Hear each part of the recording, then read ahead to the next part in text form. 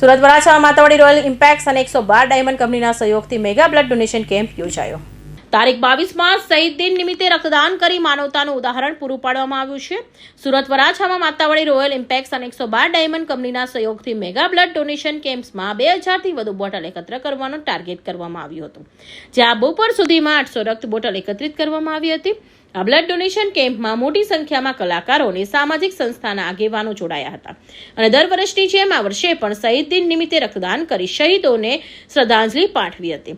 Mega રક્તદાન કેમ્પમાં retired army main અને ઓન ડ્યુટી આર્મી મેન ઉપસ્થિત રહ્યા હતા। મારું નામ જગદીશ લુખી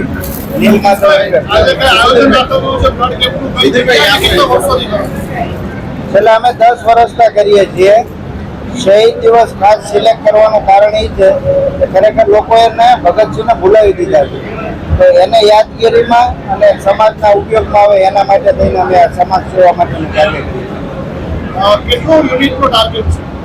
2000 યુનિટનો ટાર્ગેટ છે, 1000 ઉપર ક્રોસ કરી ગઈ છે। મુખ્ય મહેમાન તરીકે કોણ ઉપસ્થિત? મુખ્ય મહેમાન તરીકે સીપી સાહેબ આવવાના છે, મેયર સાહેબ આવીને ગયા છે, રિટાયર્ડ આર્મીઓ આવીને જતા રહ્યા છે, ઓન ડ્યુટી આર્મી પણ આવી છે, પોલીસ અધિકારીઓ પણ આવે છે, બધા જ આવે છે। આર્મી જવાનોનું સન્માન કરવામાં આવ્યું? બધા આર્મી જવાનોનું સન્માન કરવામાં, એ લોકોને જમવાની વ્યવસ્થા હતી અને એકદમ ફેમિલી મેમ્બર તરીકે મહેમાનગતિ કરાવીને એ લોકોને મોકલ્યા છે।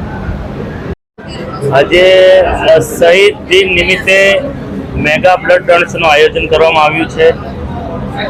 સુરતની ડાયમંડ ઇન્ડસ્ટ્રીઝની લગભગ 100 થી વધારે કંપનીઓ ભેગા થઈ છેલ્લા ઘણા વર્ષોથી આ બ્લડ બેંકનું આયોજન કરે છે। વૈજ્ઞાનિકોએ ઘણી શોધ કરી છે પણ બ્લડ નથી બનાવી શક્યા, એ માનવ બોડીમાં જ બનાવે છે।